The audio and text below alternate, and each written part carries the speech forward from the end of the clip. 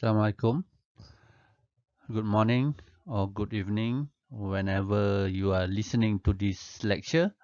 Welcome to the Advanced Life Support course, in which in this lecture we are going to talk about the arrhythmia treatment algorithms. For your information, this is the cheese of this course.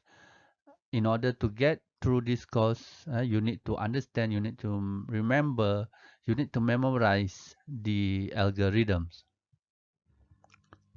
So in this lecture, we are going to cover the cardiac arrest algorithm, and on top of that, we are going to see the treatment algorithms for the cardiac arrest, and then later we will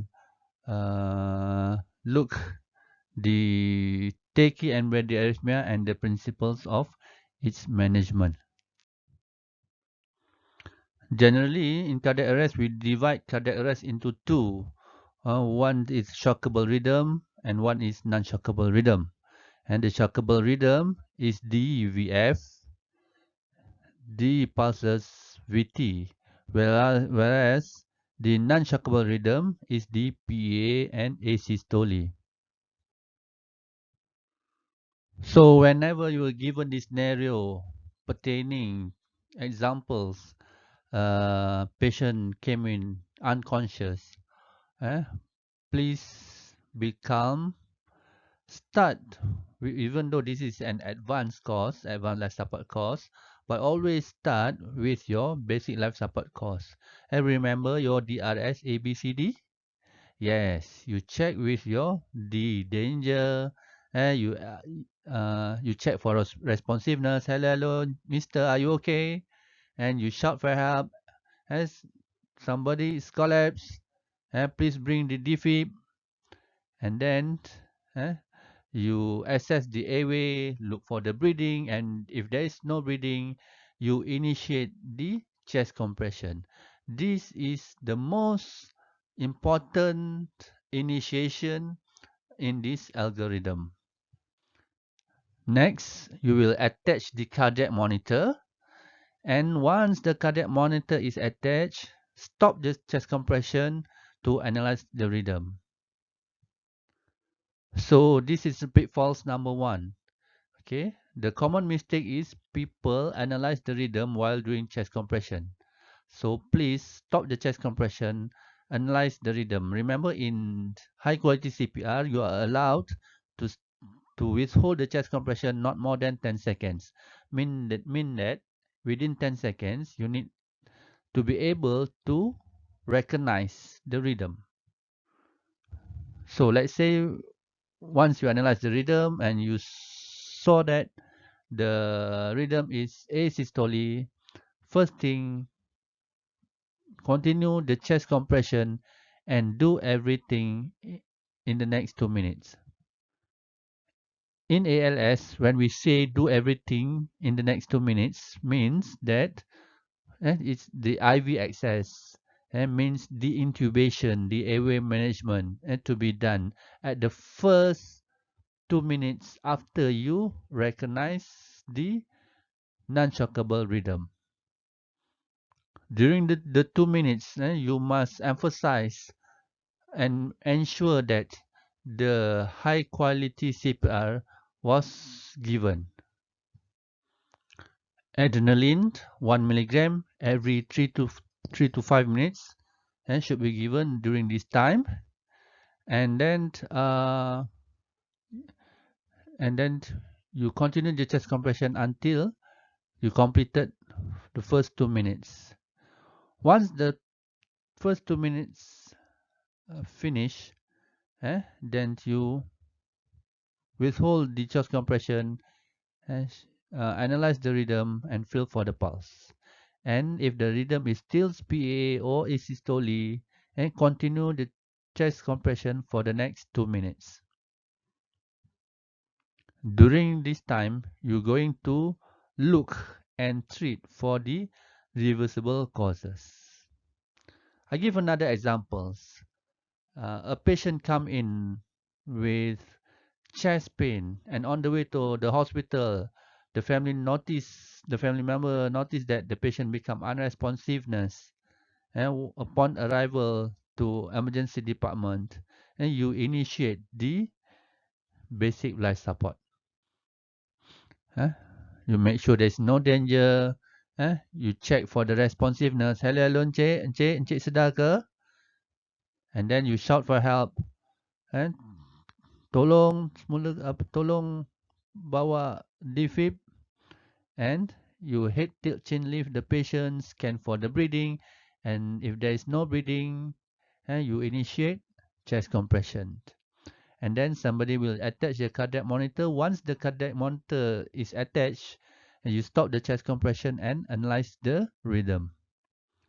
Okay, let's say in this second scenario, the rhythm is VF. So what you need to do is continue the chest compression while preparing for shock. You are going to defib the patient. After the first shock, only concentrate on high quality CPR. You are allowed uh, to set lines and to take bloods. However, you just need to back the patients and perform high quality CPR in the next 2 minutes after the first shock. Then after 2 minutes, you stop your chest compression, you analyze the rhythm, and if the rhythm still VF, you continue the chest compression and prepare for the second shock. I'm clear, you clear, everybody clear. Shock was given, continue chest compression. Okay, so you need to perform that after given the second shock. You continue CPR for the next 2 minutes, and during this time, you manage the airway and you give adrenaline every 3 to 5 minutes. 2 minutes up. After the 2 minutes is up, stop chest compression, analyze the rhythm. Rhythm still VF. You prepare for the shock, continue chest compression, and you prepare for the shock. So I'm clear, you clear, everybody clear. Shock was given, continue chest compression. So you have given now uh, three shock, three shock to this patient. What do you need to do next is you continue the CPR for the 2 minutes, and you continue the adrenaline every 1 milligram every 3 to 5 minutes. And during this time, you need to give slow bolus of amiodarone 300 milligram. So how fast is the bolus? It should be given amiodarone IV slow within 1 to 2 minutes. So generally, it should be given before you completed the 2 minute cycle. Next, let's say after the 2 minutes, the rhythm still VF. You need to give the fourth shock, and after the fourth shock, you continue the CPR, and you need to give the amiodarone 150 milligram slow bolus within 1 to 2 minutes. Before I forgot, uh, you need to look for the reversible causes after you perform the third shock.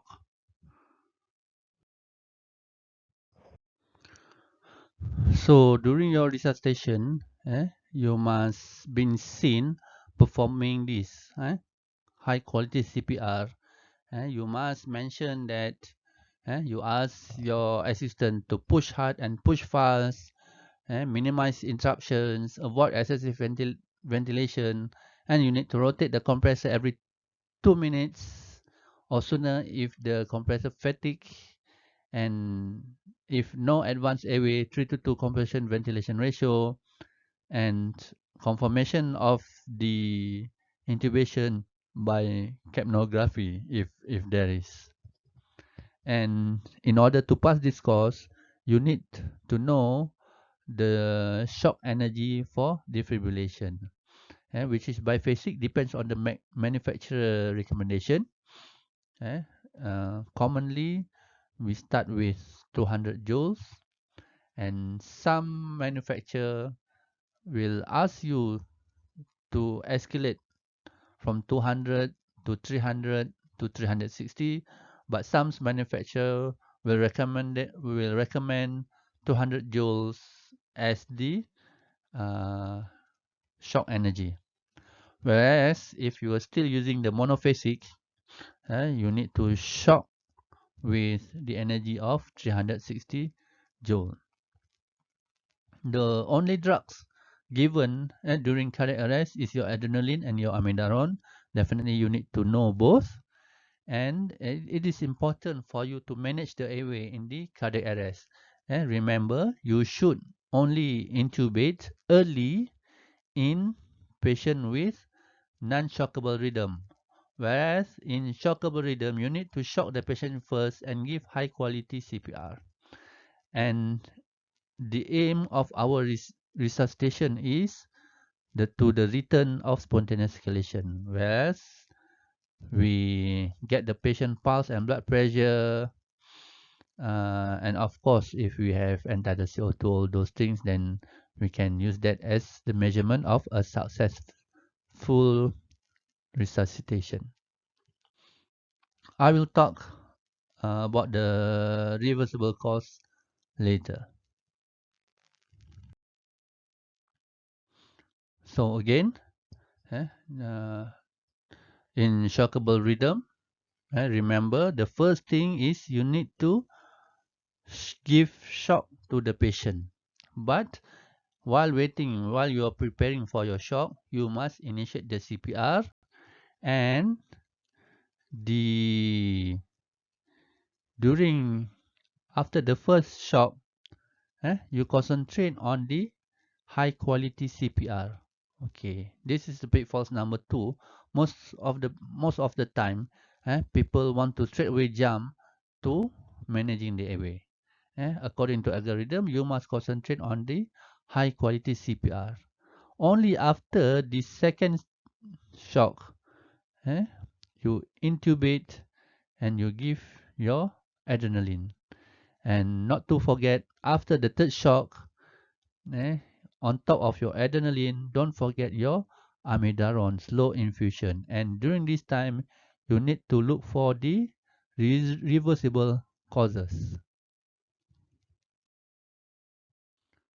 Whereas in the non-shockable rhythm in PA and asystole, you do everything in the first 2 minutes. You do everything in the first 2 minutes.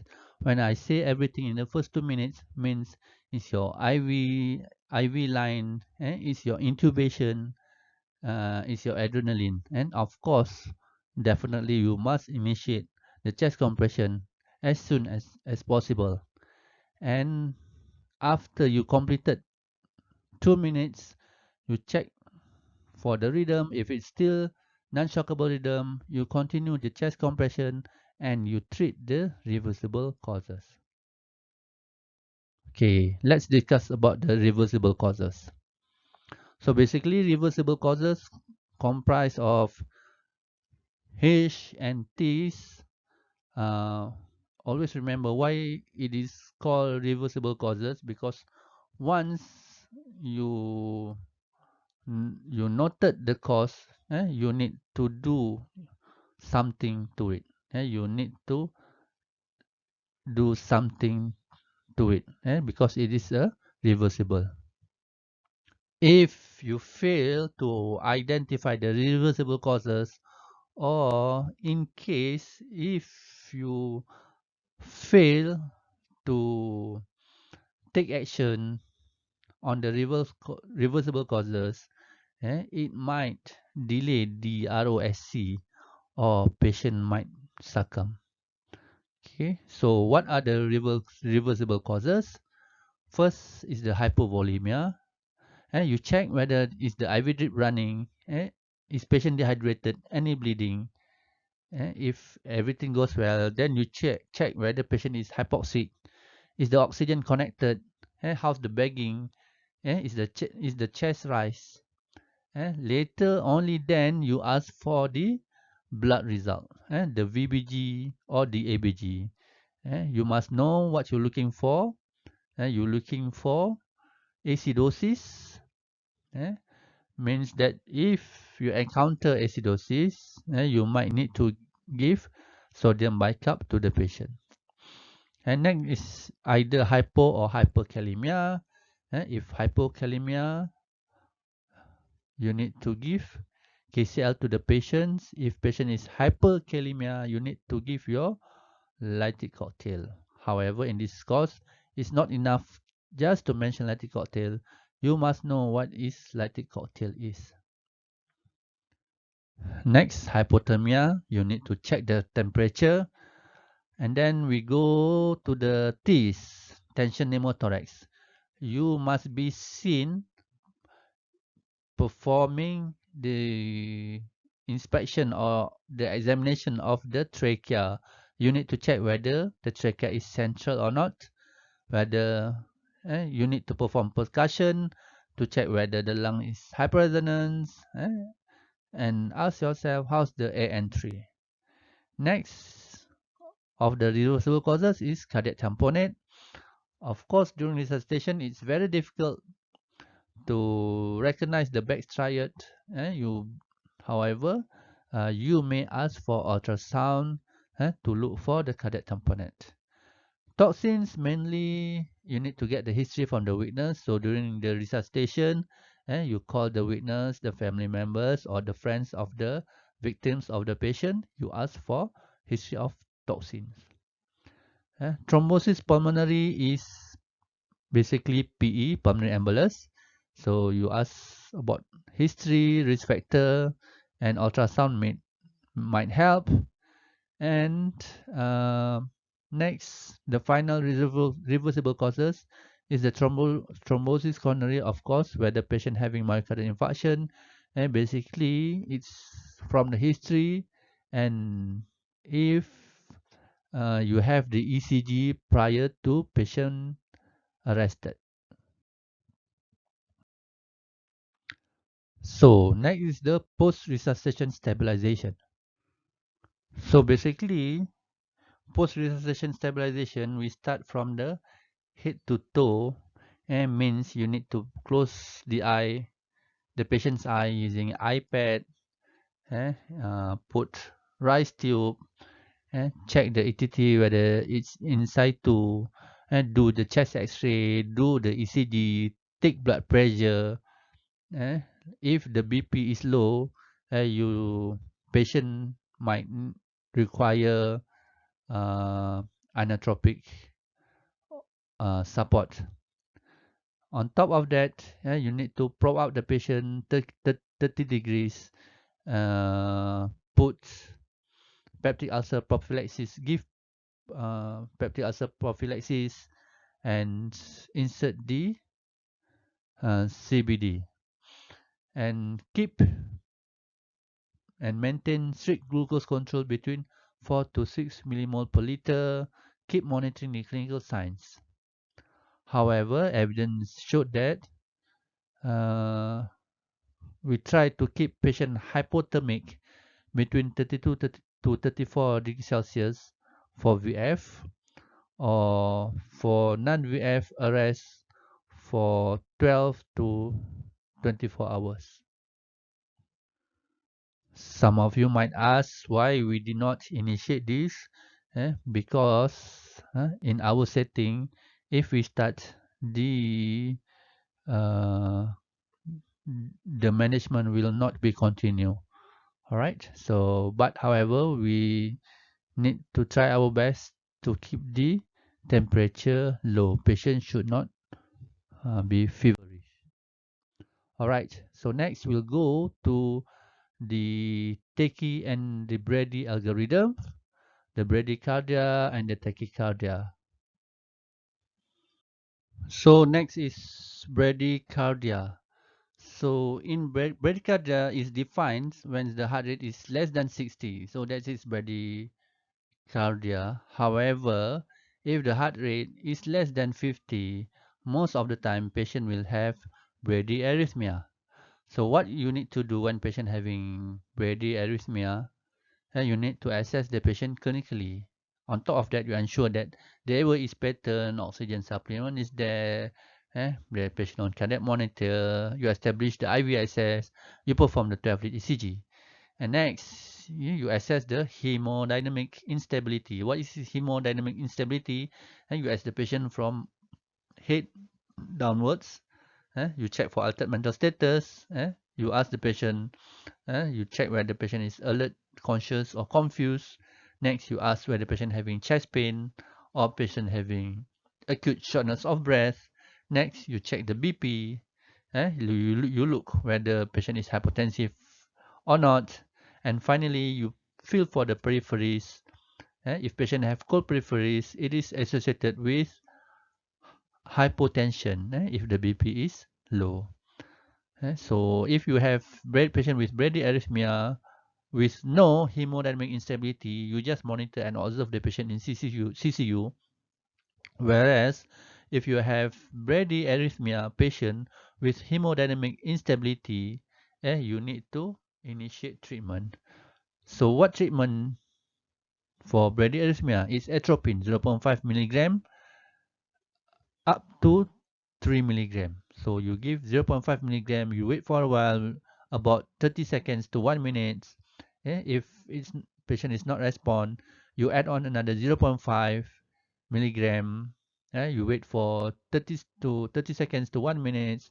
If patient is not responding, you add on another 0.5 milligram of atropine until the maximum dose of total 3 milligram.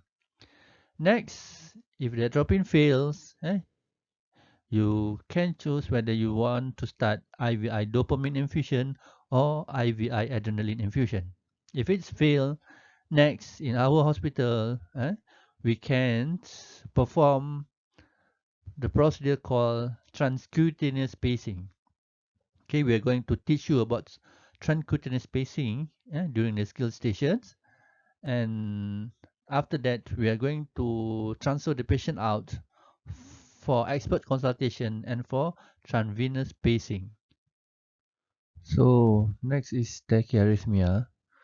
By definition, tachycardia is when the heart rate is more than 90.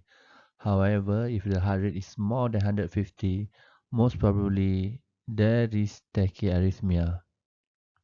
So when you have patient with tachyarrhythmia, first you have to decide whether the patient is stable or unstable. How do you do that? Is by asking the same 5 questions as bradyarrhythmia. Number one, you assess whether you assess the whether patient having altered mental status, whether patient is alert conscious or is he or she confused. Next is ask whether patient is having chest pain, acute shortness of breath. You check the blood pressure. Is the blood pressure low? Next, you feel for the peripheries, whether the peripheries is cold, and if it's cold, whether it's correlated with the low blood pressure. And all ask yourself whether the signs and the symptoms are due to the rapid heart rate. So management of tachyarrhythmia depends whether it's stable or unstable. Again, bear in mind the stability uh, is depends on the 5 questions you asked earlier. So if the tachyarrhythmia is stable, you treat with drugs. If it's unstable, you manage the patient with synchronized cardioversion. Similar as I said earlier, eh, uh, how do you manage the tachyarrhythmia? Uh, Depends. Okay, so if patient is stable, eh, you manage the tachyarrhythmia medically. Okay, in the next few slides, I'm going to share with you some 2050 guidelines recommendations. Number one, during resuscitation, you may and you are allowed to use higher oxygen concentration during CPR. All right, and after patient had ROSC, uh, you it is reasonable to titrate down the FiO2 until you're able to maintain the SpO2 94 and above. So the reason you must titrate down the oxygen concentration uh, post-resuscitation or post-ROSC is because of hyperoxia. And it is believed that hyperoxia induces vasoconstriction. So these vasoconstrictions uh, may cause um, injuries to the heart. So the standard dose of adrenaline, 1 milligram every 3 to 5 minutes, may be reasonable. And the study shows that high dose adrenaline is not recommended for routine use in cardiac arrest. So we stick with 1 milligram every 3 to 5 minutes. So early adrenaline for non-shockable rhythm, yes, study shows that you may administer adrenaline earlier. However, for the shockable rhythm, and there is insufficient evidence to recommend it. So we stick with shock first before your adrenaline. For amiodarone and lidocaine, amiodarone is already in the algorithm after the third shock, and lidocaine may be considered as alternative to amiodarone if patient is unresponsive to CPR, defibrillation, and your adrenaline. And finally, uh, establishing vascular access shouldn't compromise the quality of the CPR. So meaning that eh, if you fail to get the IV, you shouldn't stop the CPR just for the IV access. However, you can still use your interosseous in order to as a route for the drugs access.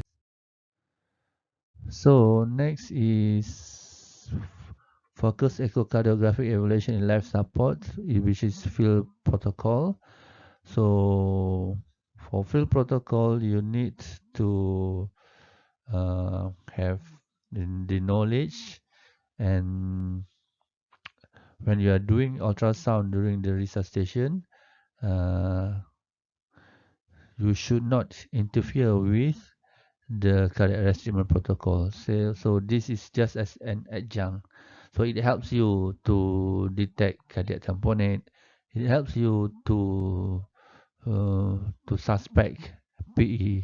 However, it shouldn't stop or reduce the quality of CPR. So hypothermia post ROSC, basically patient should have lower body temperature and shouldn't have fever. So in summary, effective ALS begins with high quality of CPR, uninterrupted high quality chest compressions, improve outcome, rhythm check, rescue breath, even drug administration should not interrupt compressions. Early recognition and treatment of arrhythmia give the best chance of survival. Always look for the reversible causes of PA or for the cardiac arrest. Post-resuscitation period is important. Know the algorithms well. So this slide is from the National Committee of Resuscitation, updated by me with the help of Professor Dr. Chiu. So all the best to you all. Thank you.